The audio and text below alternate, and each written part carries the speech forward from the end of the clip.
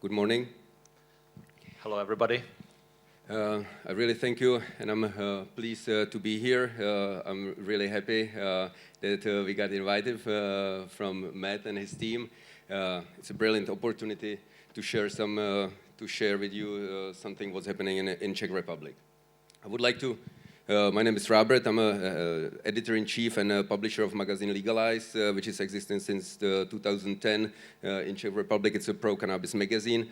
To just introduce myself, but this is not about me, but it's about Jindřich. I would like to welcome Jindřich Vobořil, who is actually one of the Czech leading experts on drug use and related issues with 30 years of experiences.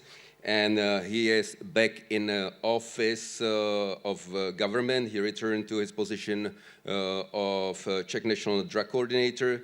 And what is really important, he is currently engaged in drug policy revision and drafting a new law on the legal regulation of cannabis market in Czech Republic.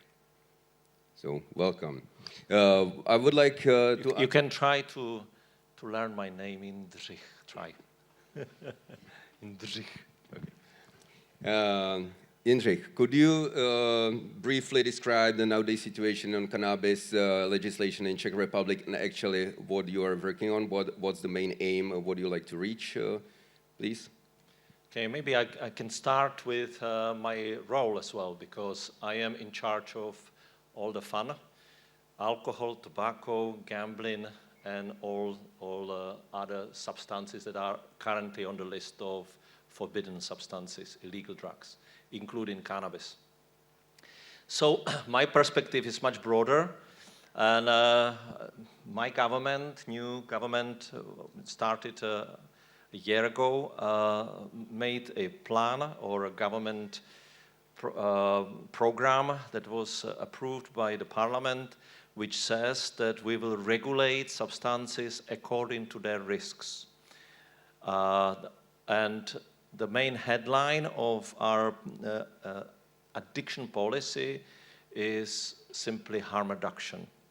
We say abstinence policies, whether it concerns tobacco, alcohol, gambling, or illegal drugs, it's not realistic, and we believe that minimizing harms and risks is a better way forward.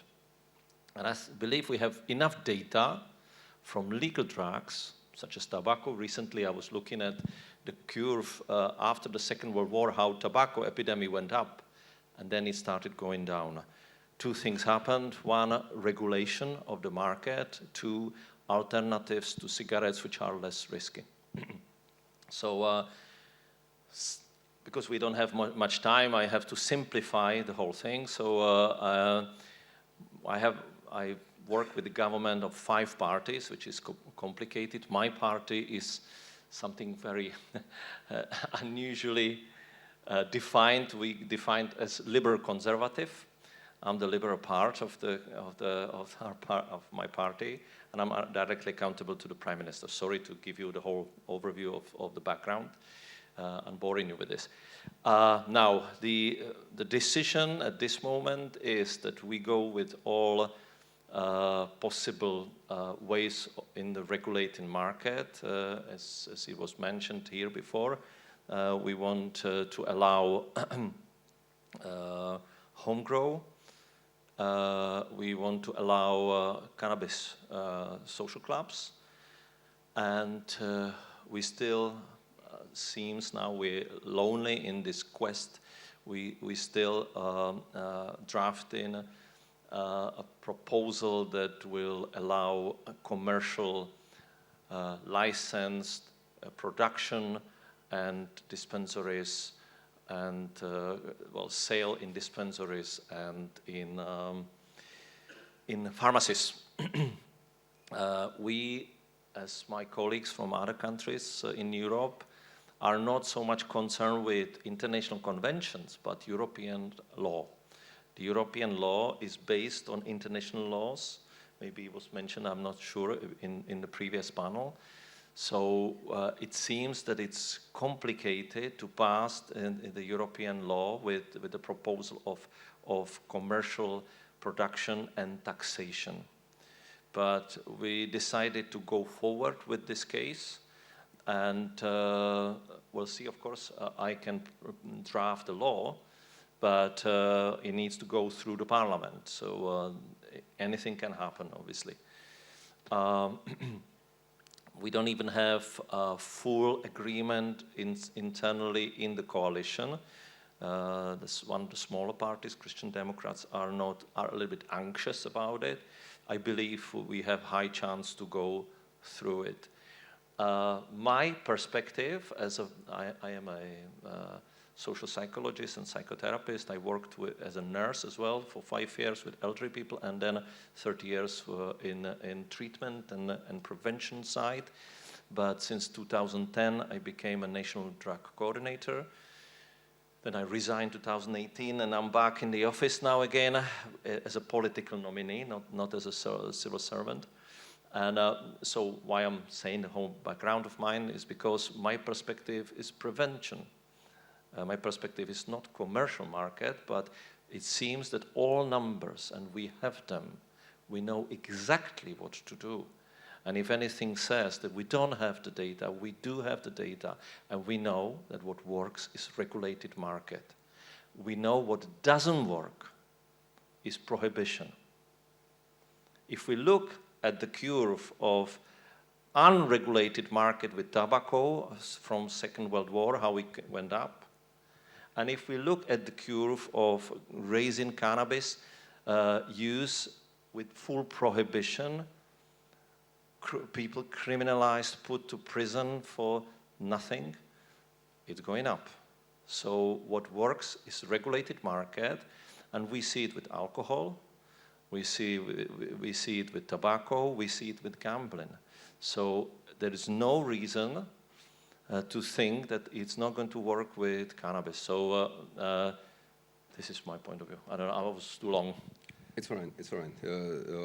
What's your, how to ask, do you believe it's possible? Actually, the idea which you have, and we share it with you, and there are much more sides and parties involved in cooperating to reach such a goal. Do you believe it's possible to do it within the European Union? We are one country, not somehow recognized, but as well we have to follow some European regulation. Do you believe that it's possible to actually create such a adult use cannabis market within EU, and how is the cooperation with other countries which actually promoted in the past time that they would like to go similar ways, like Luxembourg, Malta, or Germany, for example, but they're not really actually nowadays think that it's the best idea to create the commercial market. So how's the cooperation with other countries, and what's the feedback from EU of such a proposal? Any questions? Is it possible? It's necessary. We have to go forward. It will happen at some point everywhere, it seems. A lot of industries put a lot of money in it. I've been around the game with alcohol, tobacco, gambling. I don't think it's stoppable. It's only a matter of when it happens, how it happens, what steps to take. Is it possible to be a little bit ahead of the other countries with the license, commercial production, and regulated sale? I believe it's possible, otherwise I would not go for it, because I'm already 57-year-old, and I don't want to waste my time on something that I would not believe we can do. I would rather make my songs and play with my band than wasting time on something that I don't believe we can do. But yes, it's complicated, and we can feel a pushback. I would like to ask if any of you here are from any decision-making position in Holland, Germany, Luxembourg. Please back us up. I understand that your governments decided to do something else, but let's push inside of the EU to make it a pilot project. See how it works, and let's study it. Let's support it. I think we are good. We can be a good example. Yes, and yes, the main trouble. I already said that. You're asking about the other part of the European Union. It is more complicated for us than it was for Canada. Even if we have the will, we know we can face the European Court. So far, I'm proposing to my government, let's go for it, even if we have to make the case. And if the case happens, that also not necessary, but if it happens, and he will point out certain steps to change, then we can try. But I think we have to go forward. True is that Czech Republic can reach something which other countries somehow of European Union cannot. Let's say the Czech Republic is only one European country which allow a limit of THC up to 1%, like Switzerland, which is quite unique and could be sort of a proof that together with Czech Republic we can go even further. Let me sorry interrupt you, but yes, we passed a law a few years ago that we can grow and sell products up to 1% of THC. In fact, should it be challenged by European Court? It seems it should. It was not. So it's possible. It's a matter of like if we can prove and actually pass the certain law on a national level, then we can challenge. European Union. True is, what's the situation of such a market in Czech Republic if we cannot really sell the products or cooperate within the rest of EU, because the regulation is 0.2, actually 0.3 in some countries, maybe 0.6 in Italy. But what are actually in the end the advantage of such a regulation and what business opportunities it brings? Well, it's difficult for me to answer business opportunities. I would like to see industries that are sitting here to take on it. My role is different. My role is to prevent harms that are connected to addictive behavior. But as I said, I believe that regulated market is the best way forward. Of course, together with prevention and helping services. So I would like probably to say it's up to you here to think about the opportunities rather than government. Yes, I keep talking to my government that we should support industries. It's already established industry. Part of the industry is legal. Big part of the industry is illegal. And we want to control it by making it legal. Czech Republic got recently famous also for its news on CBD. Maybe you noticed it. It happened. It was written in even Forbes magazine that Czech Republic, or actually Minister of Agriculture, announced recently on April 25 the intention to set up a new measures to remove products containing CBD and other hemp-derived cannabinoids from the Czech market, claiming, interestingly, that foodstuff containing CBD cannot be placed on the market in any EU countries due to the lack of scientific studies and on their effects on human health. Could you somehow, because it's like big news in Czech Republic and actually might have also big effect on CBD market within EU, do you have some inner information on what's really going on? Because in my perspective, it's just basically sort of a lobby for kind of proving that it won't be so easy actually to regulate even THC, that instead of being focused on THC, there is that shift to that CBD is dangerous nowadays. So could you somehow describe what's really going on in that thing? Yes, these are two different stories. Of course, this is a battle over the novel food. So obviously the Ministry of Agriculture and the Food and Safety Agency came with the idea that the European Court decided that CBD is a novel food, so therefore we have to pull it out of the market, and everybody who wants to sell CBD has to go through the impossible procedure. So I'm telling my government, even though it's nothing to do with addictions, it's connected to cannabis issue. Therefore, I need to step in, and I opposing this proposal of the Food and Safety Agency. But it's another battle that in regards of the regulated market with psychotropic substances. They have no say in it, so it should not contradict. But I believe even their proposal is not going to go through, but though it's two different things.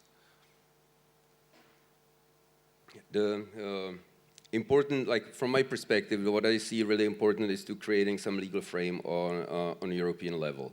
It will be really hard to battle that each country and actually local governments or national governments of each country can actually apply a different laws and regulation. We can see that as European unions try to be united in a lot of ways, let's say the drug policy, it really varies from really liberal to really prohibitional.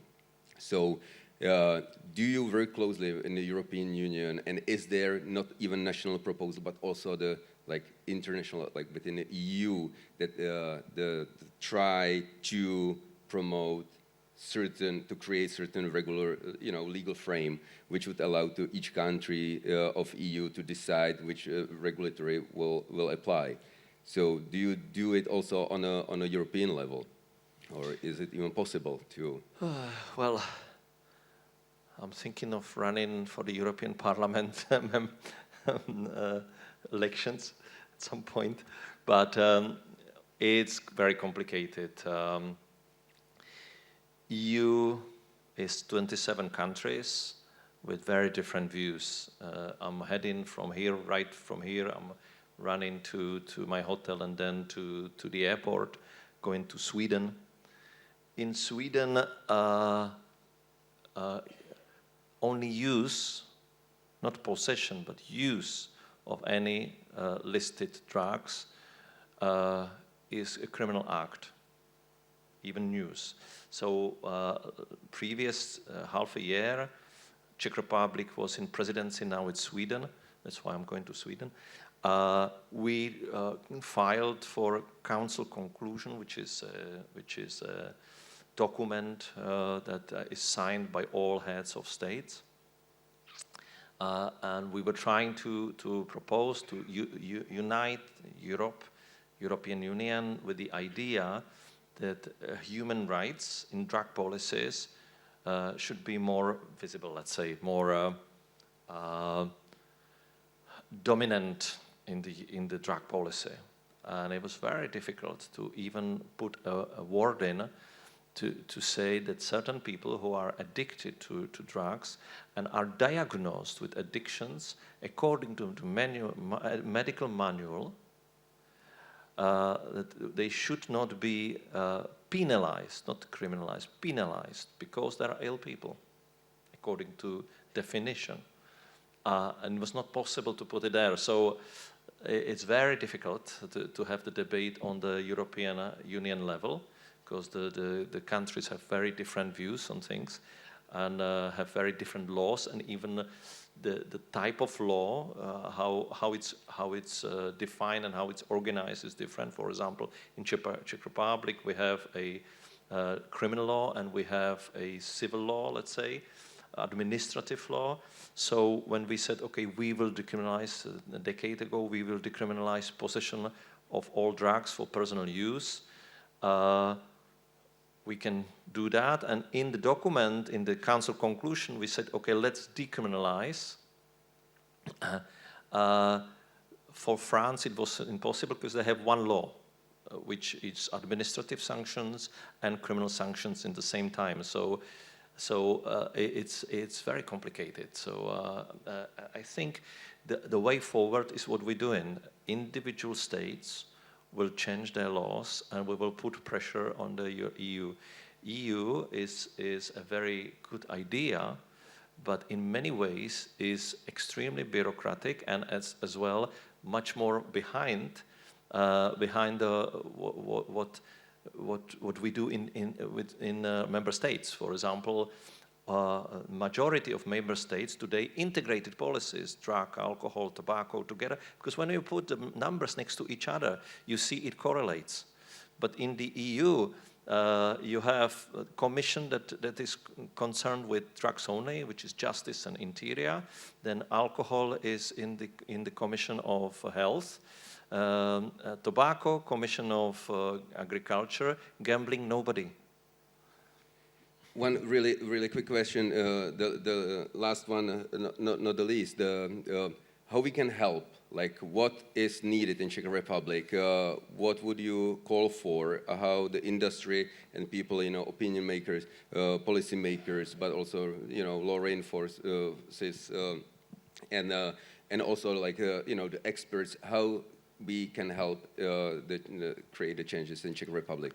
You need to learn from industries, have to learn from other bigger, established, well-organized industries, such as tobacco and gambling. We need strong lobby and campaign.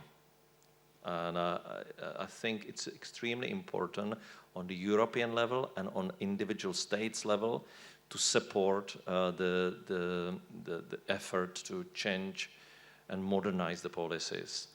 And it will not happen only, it's good to have a conference like that, and it's good to speak that we need to take concrete action together as associations. I know that there are European associations of hemp, but there are associations on national levels. I think it's quite important, and I will say it frankly, put some money on the pile and inform people. Take the unnecessary anxiety from politicians and put the data in front of. I can speak to the media myself, but I think it's not enough. I think the industries have a lot of data. The previous panel also said that the industries have a lot of data. They can really support what we're talking. Perfect. So, we know it all. I wish you good luck. I wish you good luck in your work, and hopefully the Czech Republic will be the leading country in ending of war on cannabis and presenting new concept of regulation, which will be liberating the cannabis and also the users of cannabis. Thank you. Thank you for your time. Thank you. Support us.